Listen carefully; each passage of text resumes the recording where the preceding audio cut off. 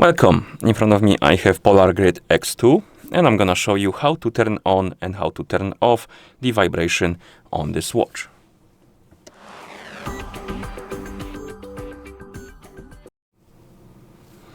So if you want to turn on or turn off your vibration on the watch, you will need to open the settings. And to do that, wake up the screen by pressing any of the buttons, then press the back button to open the menu. Scroll through the menu by swiping on the screen and look for the settings icon, and once you find it, tap on it to enter the settings, of course.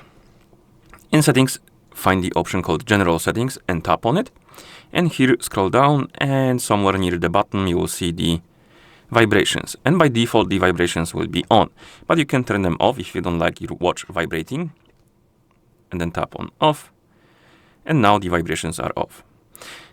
And if you want to turn them on, of course, you can tap on this and tap on. So select the option you like, and once you're done, you can press the back button to go back to watch face. And that's how you turn on or turn off the vibrations on this watch. Thank you for watching. If you found this video helpful, please consider subscribing to our channel and leaving a like on the video. And see you in the next one.